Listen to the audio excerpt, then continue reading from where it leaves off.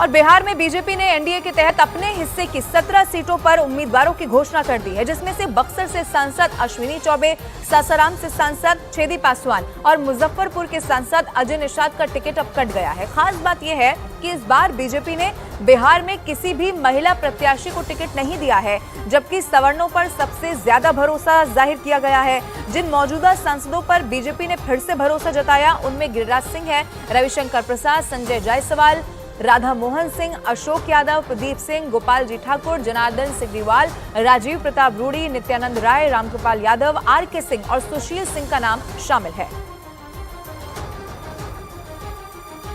पटना साहिब से दोबारा टिकट मिलने पर बीजेपी के वरिष्ठ नेता रविशंकर प्रसाद ने कहा कि उन पर भरोसा जताने के लिए वो पार्टी नेतृत्व के आभारी हैं।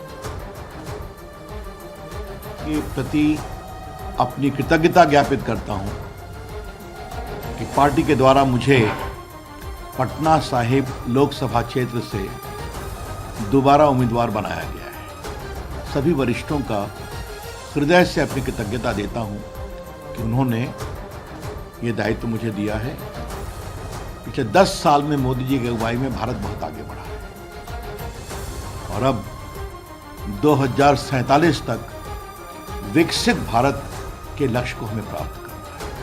5वीं लिस्ट के साथ बीजेपी ने उत्तर प्रदेश में अब तक कुल 63 सीटों पर अपने उम्मीदवारों की लिस्ट जारी कर दी है। इस बार बीजेपी ने पीलीभीत से वरुण गांधी का टिकट काट दिया है। उनकी जगह इस बार जितिन प्रसाद को पीलीभीत से चुनावी मैदान में उतारा गया, जबकि वरुण गांधी की मां मेनका गांधी का नाम इस लिस्ट में है। मेनका गांधी यूपी के सुल्तानपुर से दावेदारी कर रही हैं। इस लिस्ट में यूपी की 13 सीटों पर उम्मीदवारों के नाम का ऐलान किया गया। गाजियाबाद से सांसद वी.के. सिंह ने भी चुनाव लड़ने से इनकार कर दिया था, लिहाजा उनकी जगह अतुल गर्ग को बीजेपी ने चुनावी मैदान में उतारा है। उत्तर प्रदेश में इस बार बीजेपी ने कुल 9 सांसदों के टिकट काट दिए हैं, जिनमें गाजियाबाद के सांसद वी.के. सिंह और पीलीभीत के सांसद वरुण गांधी के अलावा बरेली में संतोष गंगवार, कानपुर के सत्यदेव पचौरी, बदायूं से पूर्व मंत्री स्वामी प्रसाद मौर्य की बेटी डॉक्टर संघमित्रा मौर्य, बाराबंकी के उपेंद्र सिंह रावत, हाथरस के सांसद राजवीर सिंह दिलेर, बहराइच से अक्षयवर लाल गौड़ और मेरठ के सांसद राजेंद्र अग्रवाल का नाम शामिल है।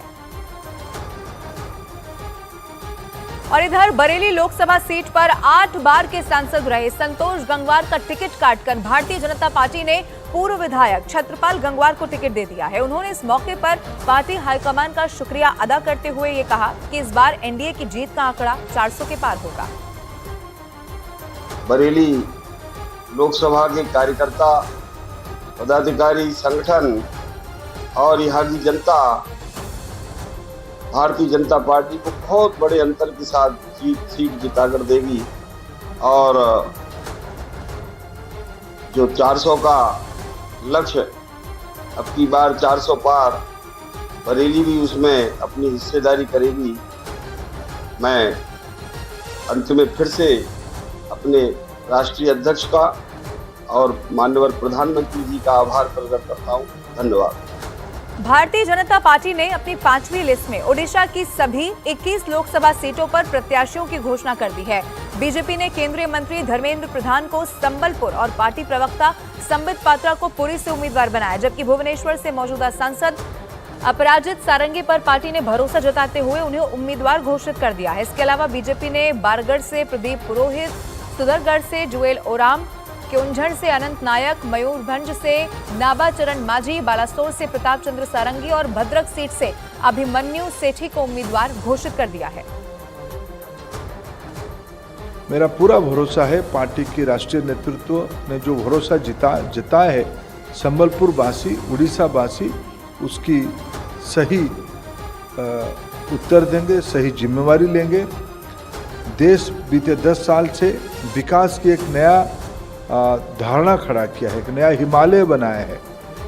आने वाले 2047 तक भारत को विकसित करना, प्रदेश को विकसित करना, उड़ीसा को विकसित करना, ये हम सभी की संकल्प है। इसी संकल्प के साथ इस बार चुनाव में हम लोग जा रहे हैं। मेरा पूरा भरोसा है, देश की जनता मन बना चुकी है। प्रधानमंत्री जी की नेतृत्व में उड़ीसा में और केंद्र में डबल इंजन की सरकार लगाएंगे। वहीं बीजेपी की 5वीं लिस्ट में पश्चिम बंगाल की 19 सीटों पर प्रत्याशियों के नाम का ऐलान कर दिया गया है। अब इसमें बीजेपी ने अपने एक फैसले से टीएमसी की बहुत मुश्किलें बढ़ा दी हैं।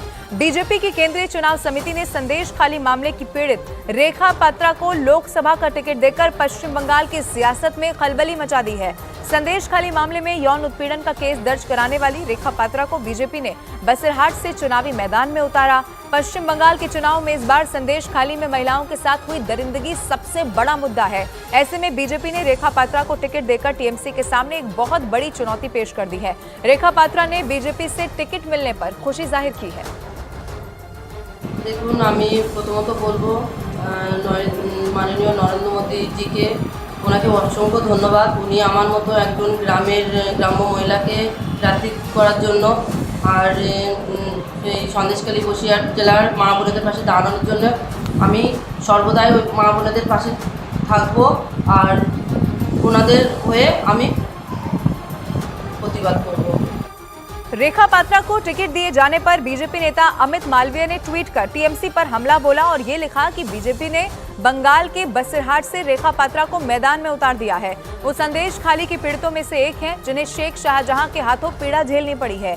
वोट मांगने से पहले ममता बनर्जी को उनके जैसी महिलाओं के आंसू पहुंचने दीजिए जो चुपचाप पीड़ा झेल रही हैं और उनकी उदासीनता का शिकार हैं।